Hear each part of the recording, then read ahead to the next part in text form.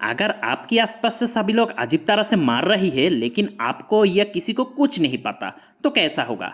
हमारी आज की कहानी में कुछ ऐसा ही हुआ। तो आज हम जिस मूवी के बारे में बात करेंगे उसका नाम द डार्केस्ट टावर। कहानी की शुरुआत में हम देखते हैं बेन एंड सॉन नाम करके दो अमेरिकन सॉफ्टवेयर इंजीनियर को, जिन्होंने प्लेन में बैठकर रशिया में जा रही थी।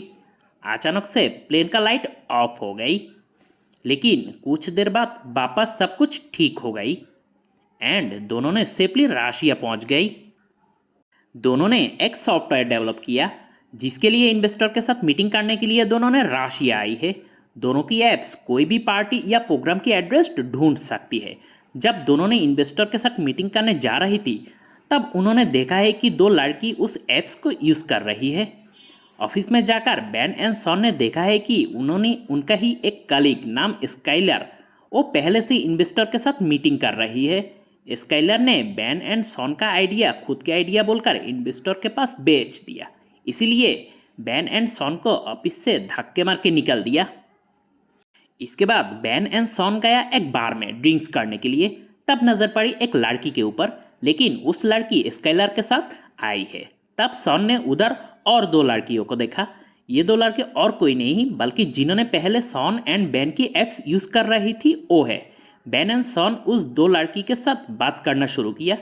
एक का नाम एनी और एक का नाम नाटाली।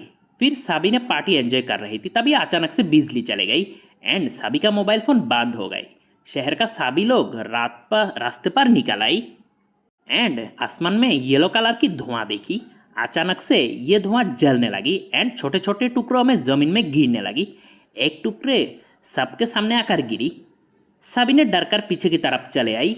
जब लाइट थोड़ा कम हुई तब एक पुलिस वाला ने अपने हाथ की डंडे से उसे छूने की कोशिश की, लेकिन वो जलकर राख हो गई और फिर सभी ने डर के इधर उधर भागने लगी एंड इसी रोशनी ने और भी काफ़ी लोगों की जान ले ली। सॉन एंड बेन और कुछ लोग दौड़ के वापस क्लब के अंदर चले आई। फिर सभी रोशनी एक साथ होकर क्लब की सारी कांच तोड़ दी। असल में ये सब रोशनी एक तरह की जीप जिन्होंने सब कुछ धुआं धुआं देखती है। ये सब रोशनी एक एक करके काफ़ी लोगों का जला देती है। एक आदमी ने एक बोतल में आग लगाकर उस रोशनी के ऊपर मारी, तभी उस रोशनी थोड़ा पीछे हट गई। फिर स्काइलर भी क्लब के अंदर चले आई। सॉन एंड बाकी लोगों ने चुपकर एक स्टोर रूम में चले आई। उस सारे रोशनी ने तब भी आक्रमण कर रही थी। फिर किसी ने दरवाज़ा खटखटाया। नाटाली जाके दरवाज़ा खोले तो पता चला ये तो स्काइलर है। सभी ने घर के अंदर कई घंटों के तक चुपचाप शांत बैठी रही। उधर खाने के लिए कुछ सामान थी, इसीलिए किसी को कोई प्रॉब्लम नहीं हो रही थी। 5 दिनों तक एक ही रूम में रहने की वजह से खाने का सामान भी खत्म होने जा रही थी। पिछले कुछ घंटों तक कोई आवाज़ ना आने की वजह से सबने मिलकर यूएस एम्बेसी जाने का डिसाइड किया। सबने बाहर आके देखा, बाहर कोई नहीं है। रास्ते में सिर्फ गाड़ी आई थी और कुछ नहीं। फिर सबने एक घर के पास से जाने के समय एक आवाज़ सुना। एक बुजुर्ग लेडी ने कुछ कहने की कोशिश कर रही थी, लेकिन उसके बाद समझा नहीं कोई, क्योंकि उस लेडी ने रशियन लैंग्वेज में कुछ बोल रही थी। फिर सभी ने एक ब्रिज के पास आकर रुकी।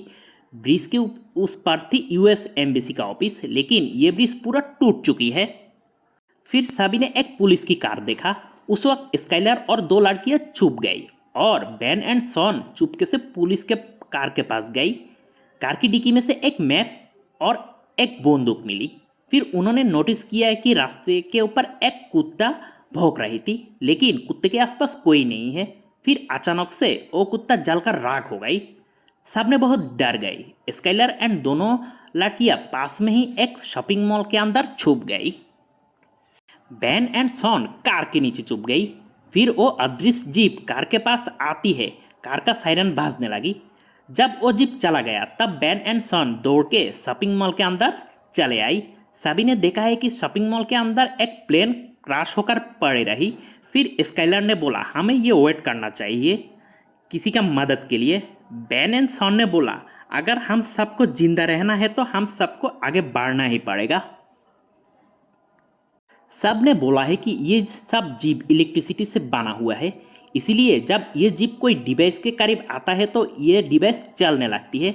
फिर सब ने एक एक करके एक छोटे से डिवाइस को लॉकेट बनाकर अपने अपने गले में पहन लिया, ताकि कोई जीप आसपास आए तो सबको पता चले। सॉन ने देखा बाहर की तरफ लाइट जलने लगी। डर के मारे सॉन सीधा खड़े रही एंड पास में हुए स्टेचू की तरह खड़े रही। फिर वो जीप पास से ही चला गया। फिर ये जीप जब शॉपिंग मॉल के अंदर गया तब सॉन ने नाटाली को भी सीधे स्टेचू की तरह खड़े रहने को कहा। इसी वजह से उस जीप दोनों को ना देखे चला गया। फिर सभी ने शॉपिंग मॉल से बाहर निकल के किसी न किसी तरह यूएस एम्बेसी के ऑफिस में आके पहुंची, लेकिन एम्बेसी का बिल्डिंग पूरा नष्ट हो चुका है। दरवाजा के आसपास बहुत सारी गोलियों की शेल पड़े हुआ देखा सबने। फिर स्काइलर ने एक बंदूक लेकर दरवाजे के पास खड़ी हुई और बाकी सब ने ऊपर की तरफ गया। पूरे बिल्डिंग में सुनसान थी। सब ने बिल्डिंग की कंट्रोल रूम के अंदर गई और वह कुछ फाइल देखी। फाइल पढ़ के पता चला काफ़ी शहरों में ये जीप हमला कर चुकी है। इस जीप के खिलाफ लड़ने के लिए कोई बंदूक भी नहीं है किसी के पास। फिर उन्होंने एक रेडियो ढूंढ निकला। सॉन ने रेडियो ऑन किया, लेकिन किसी को रशियन लैंग्वेज नहीं आती। फिर सबने खिड़की से देखा है कि ये हल्दी रश्मि ने पूरे शहर में हमला किया है। फिर सबने स्काइलर को देखा रास्ते से जाते हुए। सॉन एंड बेन ने उसे बचाने के लिए जाती है। जाने के समय मैप और रेडियो भी साथ में ले लेती है। दोनों ने जब स्काइलर के पास गया तब सारे गाड़ियों के हेडलाइट जलने लगी। इसका मतलब ये जीप आसपास में ही है। स्काइलर ने बेन एंड सॉन को भाग जाने को कहती है एंड गोली मार के जीप के ध्यान अपनी तरफ खींचती है और फिर तब उस जीप ने स्काइलर को जिंदा जला देती। फिर सॉन ने देखा है कि पास में ही एक बिल्डिंग में रोशनी जैसा कुछ जल रही है। सभी ने चुप कर उस बिल्डिंग में चले गई। बिल्डिंग में जाते ही बीका नाम की एक लड़की ने सबके ऊपर बंदूक डाल दी। सबने बीका को समझाया कि उन सब ने उन रोशनी के बचकर यहाँ आ गई। इसके बाद बीका ने सबको घर के अंदर ले गई। सबने नोटिस किया ये रूम चारों ओर लोहे की जंजीरों से बांधा हुआ है। घर की ओनर ने बताया ये घर ऐसे डिज़ाइन किया है कि कोई इलेक्ट्रिसिटी बाहर से अंदर नहीं आ सकती और ऐसे ही सबने यह पर सुरक्षित रहेगी। बीका ने रशियन लैंग्वेज जानती थी, इसीलिए सॉन ने रेडियो ऑन करके बीका को उस मैसेज सुनाया। बीका ने सुनकर बोला है कि रशियन नेवी के पास एक सबमरीन है। जो आदमी ब्रिज के पास जाएगी उन सबको सबमरीन के मदद से रेस्क्यू करेगी। फिर उस आदमी ने कहा उस सबमरीन भी ये रूम की तरह ही सुरक्षित। फिर सबने मिलकर डिसीजन लिया सबमरीन के पास जाने की। बीका, एनी एंड नाटाली कुछ जरूरी सामान ढूंढने जाती है। इधर आदमी ने बेन एंड सॉन को एक खास बंदूक दिखाती है। उस सब जीप को वीक करने के लिए ये बंदूक बनाया। अचानक से एक जीप उस लड़कियों को देख लिया एंड बिल्डिंग की तरफ आने लगी। तब लड़कियों ने भागकर बिल्डिंग के अंदर आ गई, लेकिन दरवाजा लगाना भूल गई एंड उस जीप भी घर के अंदर चले आई। लड़कियों ने एक टेबल के पीछे छुप गई और फिर उस आदमी ने अपने खास बंदूक की मदद से उस जीप के ऊपर आक्रमण किया। फिर सबको समझ आया ये जीप असल में एक एलियन है। ये एलियन धरती पर आई है सबको मारने के लिए। आदमी का बंदूक ने कुछ नहीं कर पाया एलियन को, जिसकी वजह से एलियन ने उस आदमी को भी जलाकर मार दिया। बेन एंड सन ने पीछे के रास्ते से भाग गए। फिर नाटाली भी किसी की तरह भाग के बेन एंड सन के पास चले आई, लेकिन एनी फंस गई, जिसकी वजह से एलियन ने एनी को भी मार दिया। बीका ने भी सीढ़ियों से नीचे आकर सबके साथ भाग गई।